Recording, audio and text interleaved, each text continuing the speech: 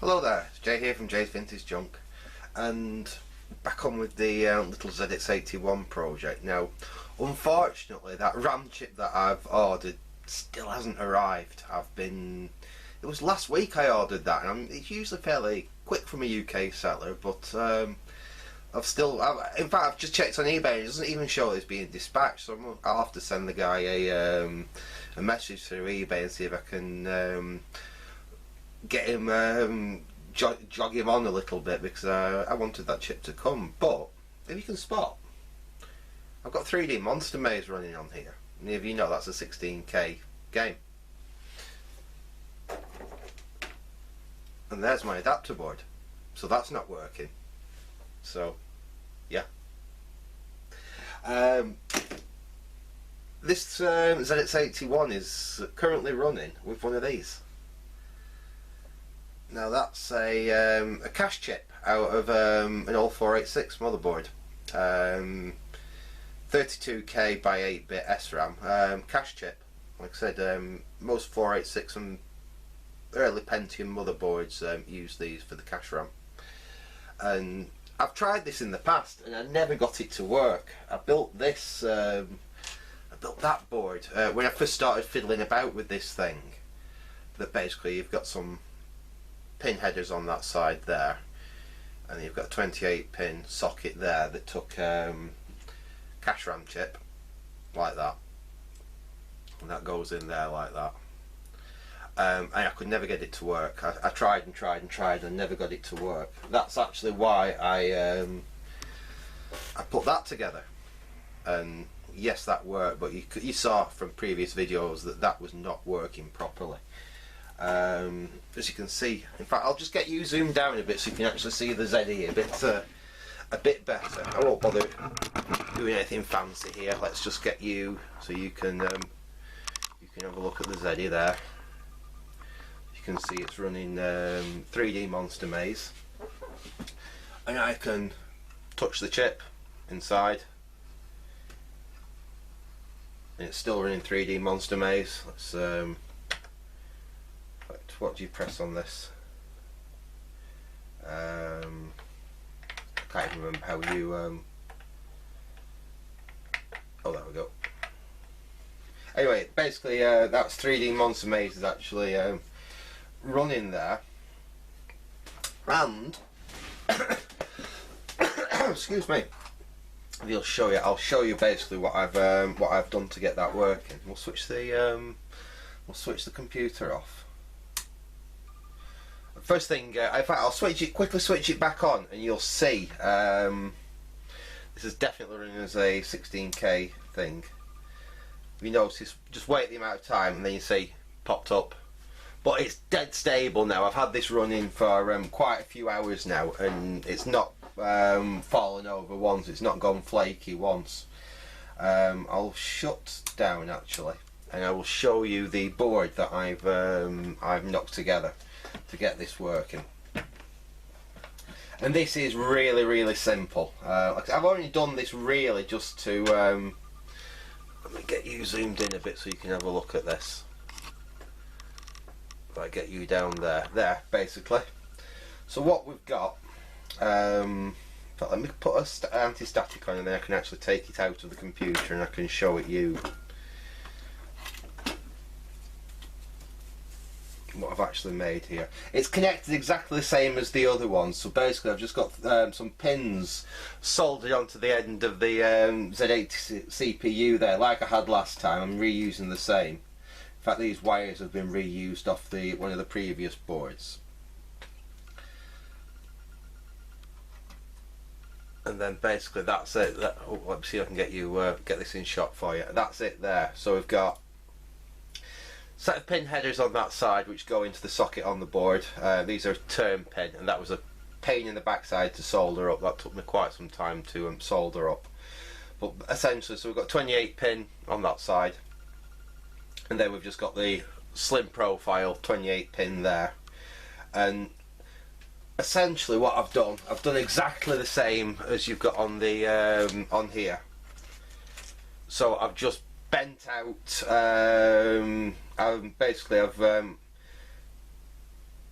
we've got 0 volts there, which I've grounded. That's A11 there.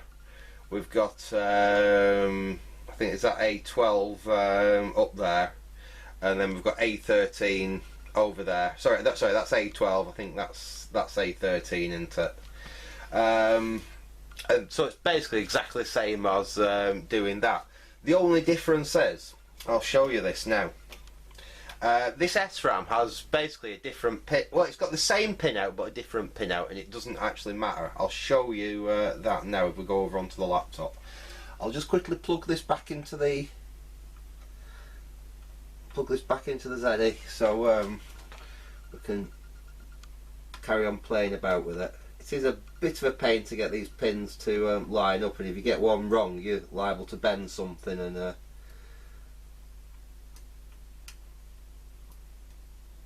Come on, there we go.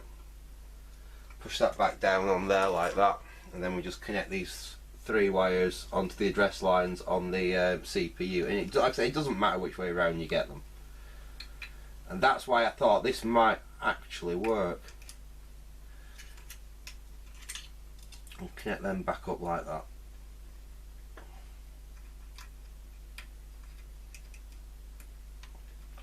Spin that back round, and we should be able to just fire that straight back up again. Bring him back round like that. In fact, I want that tape.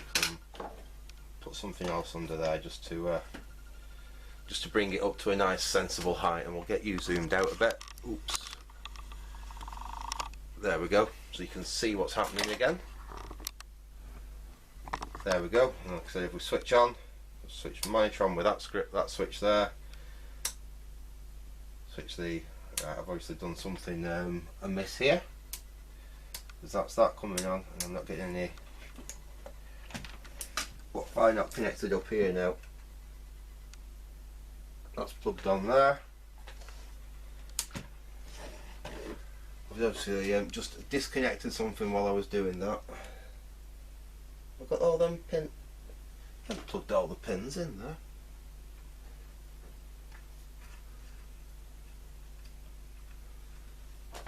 Well, let's try that again.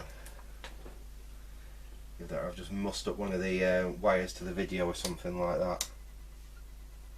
Ah. Just bear with us a second, folks. I'll just figure out what's going wrong here. So back in a sec. Yeah, okay, complete, total and utter idiot, and I'm sure there's some people watching that screaming at me. I put the RAM board in the wrong way round. The little pip should point that way, and I had it pointing that way. Hopefully we've not done any damage doing that. Let's have a quick try. So, screen on, zeddy on, and there we go. We've got a cursor. So, yeah, we didn't kill it there. Anyway, as I was saying, essentially, let me just get onto the old laptop here, bring this up, let's see if I can find what I wanted to show you. In fact, where is it now?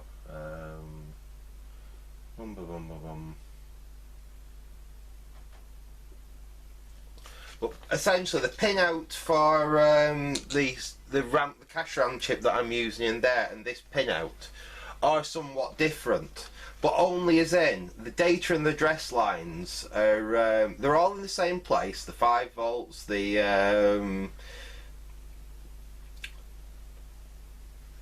I can't remember what it's called now, but basically your read-write pins, everything like that is in the same place. All the data lines, all the address lines are physically, the pins are in the same place, but the actual data and address lines themselves are completely different on the let me just see if I can get what I had up before. In fact, just bear with me a second, folks, and I'll just get it up on the laptop and then we can carry on. Right, hopefully you can make out what I'm trying to get at here. And sorry about the rather dodgy way I've had to do it, but essentially, these are the this is a 32K RAM chip that everybody uses, and this is, like I said, this is the printout I found online on how to use them SRAM chips to get yourself 16K on board. That's what everyone is used to using. This is the pinout for what I've used, the little SRAM chip out. Like I said, it's a cache RAM chip for like I said, a 486 or a Pentium motherboard. All the important parts are basically the same. If you look where our VCC line is, up there, same 5 volts. Our A14 and our A12 are in exactly the same place. Our A13's in the same place. Like I said, our RAM there, cable select there, all in the same place. Now this is where it gets different. If you look up here, we've got A14, A12 and A1. But on the chip that I've used, we've got A14, A12 and A7. But here's the thing, it doesn't matter. The ZX81 doesn't care which data lines and which address lines are being used, providing they're actually just there for it to use. So, like I said, it honestly doesn't matter that. Obviously that's ground there, and it's the same there. But like I say, it's called IO3 there. But that's the data line, and it's D5 over here. We've got D1 above it there, and on here it's IO2. The IO lines are just data lines. It's just different terminology between the two different data sheets. But the address lines, again, like I said, over here we've got address line A9 there, and on this chip it's address line A6. But like I said, all the important things, like I said, refresh and things like, well, it doesn't use refresh because it's SRAM rather than DRAM. But like read, write and everything like that is in exactly the same place on this chip as it is on that chip. So essentially that is why this will work. I'll get me back over onto the Zeddy.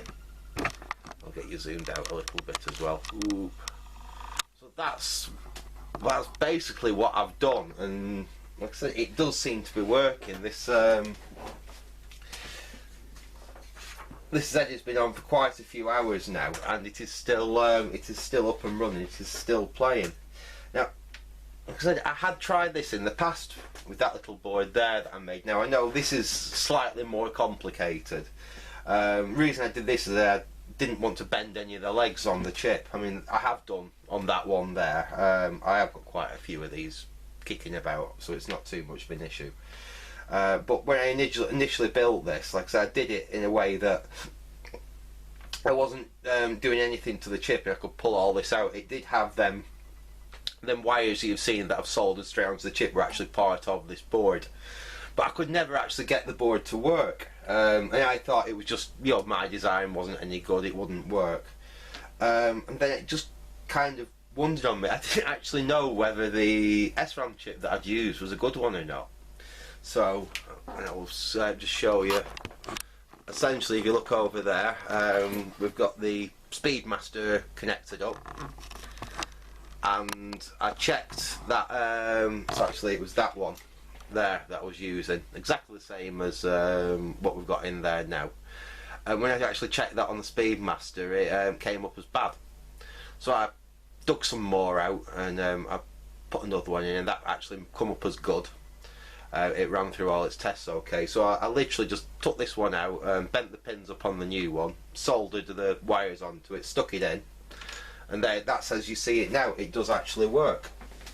So that's all I really wanted to show on this video, was that we do now have a fully working 16K, and it is 16. I've not gone as far as adding the LS4 7400 that we'd need to get the full 32K.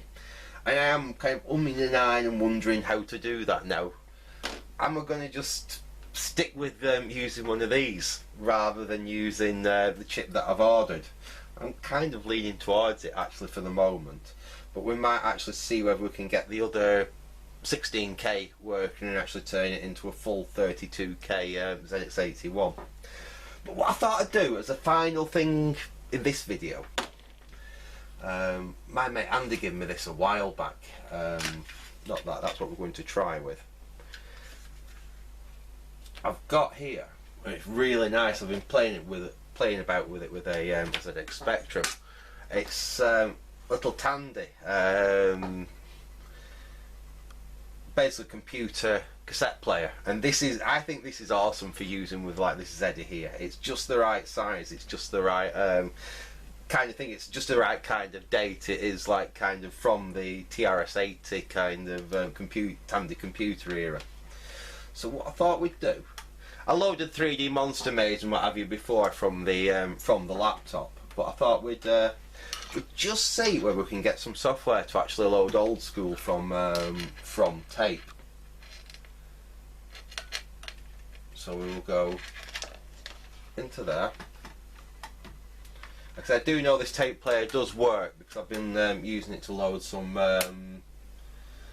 software on the my ZX Spectrum, so it's good. What I've got here, I think this is an early ZX81. I think it will be a 16K ZX81 game. I know it wouldn't load on a Spectrum. It doesn't mention what computer it's for. It's just Meteor Swarm. It says Quicksilver 1982, which would mean it was a very early like 16K Spectrum game, or it's a ZX81 game. Obviously, because all my other Zeddy stuff's packed away, I've not been able to try it because I didn't have a Zeddy that had run anything that was 16K.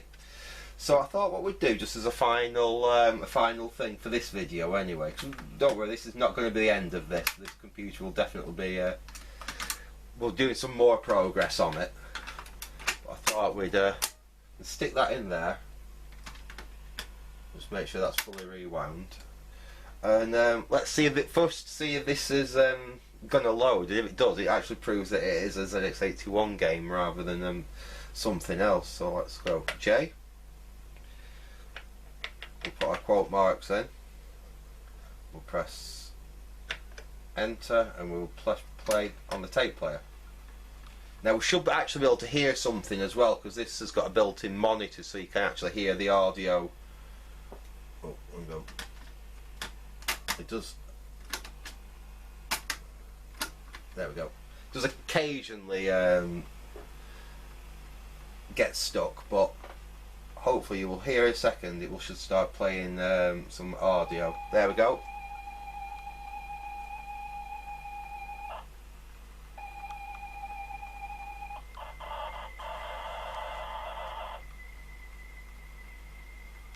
No, didn't like that, did it? In fact, let's just fast forward it to the other side of the tape. We'll reset the Zeddy. It could be this, either the software's knackered or it is. Oh, hang on. It could be that the software's knackered or it's not actually for a Sinclair computer. Because all the tape says on it is Meteor Storm, Quicksilver 1982.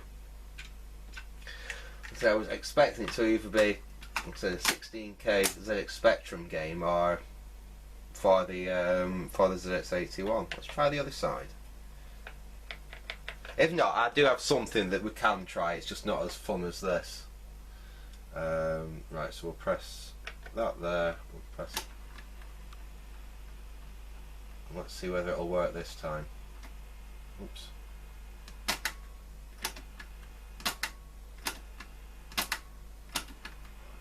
That's not wanting to. Oh, there we go.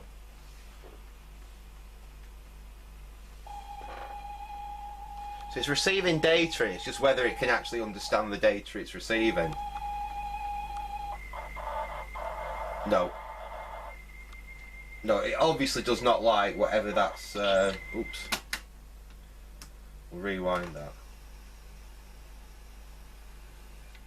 So I really do need to find out what that tape's for. Because I've tried it on a Spectrum and it definitely won't load on a Spectrum. Perhaps the tape's just no good anymore. Let's try, because this is another 16K piece of software. I know this is for the ZX81 because it says it on it. We've got a piece of educational software here. This is Sinclair ZX81 Programs Fun to Learn series, spelling. I think I may have some more of these up in the attic as well. There's a lot of software on here by the look of it. In fact, I've never even tried to get this to load, so let's put this in just to... Right.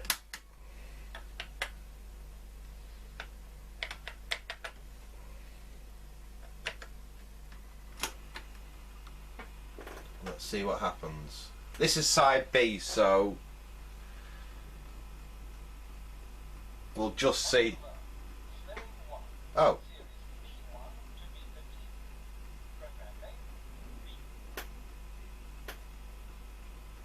I weren't expecting that.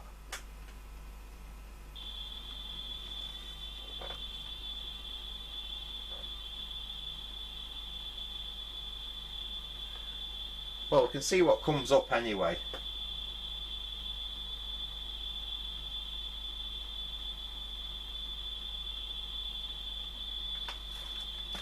I suspect it'll load a little bit of software and then actually ask me to stop the tape, because like I said, this is a long tape. It's certainly got more than...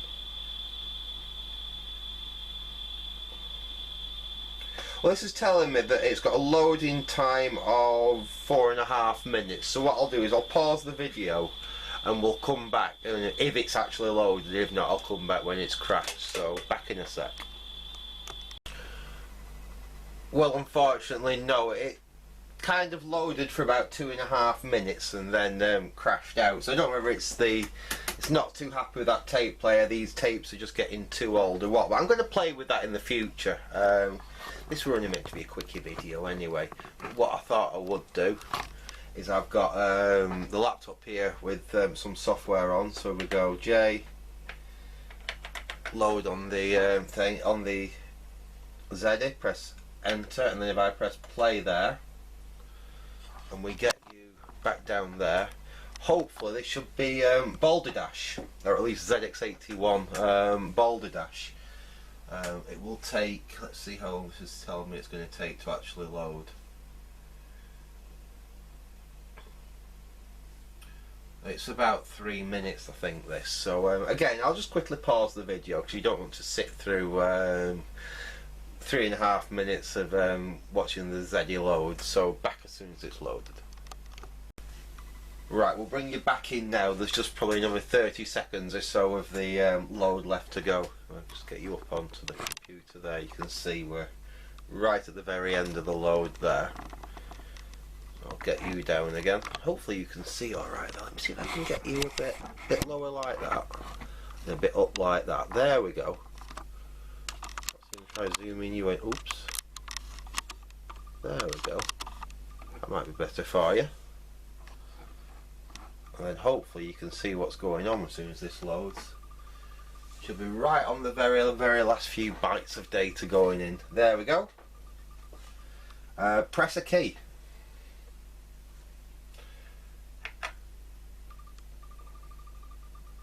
That actually looks pretty. Let's see if I can perhaps get that a little bit better by... Because you can basically, if you play with the contrast control on the screen, you can that looks quite good. You can actually redefine. This is quite decent. You can redefine the keys, level codes, practice level. So let's try redefining keys first. Left, let's have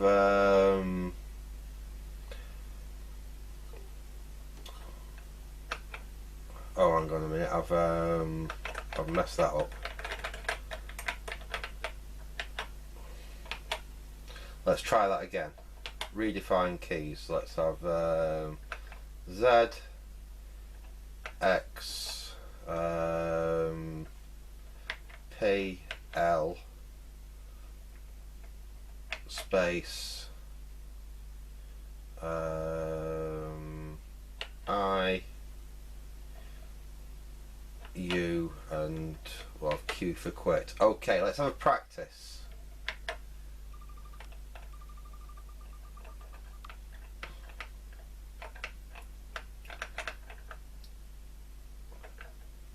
So I've never tried this before. I'm just that's actually, this is actually for this being on the ZX81. This is not too bad a version of Boulder Dash, really. I'll tell you what, if I'd been a little kid and I didn't have any other computer, I would have played this.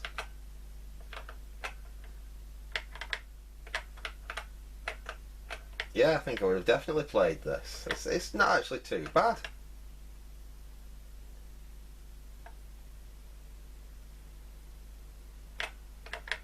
Look at that. Yeah, it's alright, you know.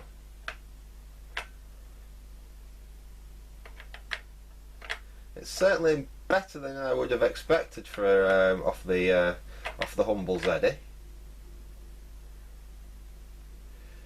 Right, I'm sure you don't want to sit here all day and watch me play Boulder Dash on a ZX81. But yeah, so basically that's it. So essentially we now have a 16K ZX81, and it's no thanks to my eBay seller that hasn't sent the part yet, but it's thanks to one of those, which is a I've got a big pile of them. Well, I've got a few of them.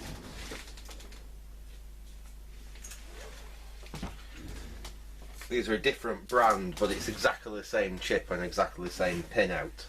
But yeah, that's basically it. Obviously these are 32K, so we're only using half of it up to now. I'm just umming and ahhing. Do I try and use one of these and get the full 32K out of it? Because it's like I say, it's only a case of adding a 7400. We need a couple of NAND gates to do it. I'm not do that in the next video on this. I've got something I really want to try on the on this ZX81 now. We've got it to this point, which we might try in the next video we do on the ZX81. I may do a radio video in the meantime though, because I want to get this chassis off the corner of my bench, and I really want to test that out. So I'll probably do that in the next video, or at least in a video coming up soon.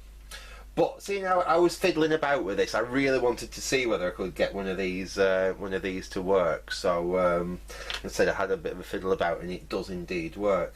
And I'm going to leave it there for now. I hope you enjoyed this little update and ramble on the project. And like I said, next time you see this, we'll be doing something possibly a little bit fun and interesting with it. So I'm going to leave it there for now. Like I said, I hope you enjoyed this. Thanks for watching, and goodbye.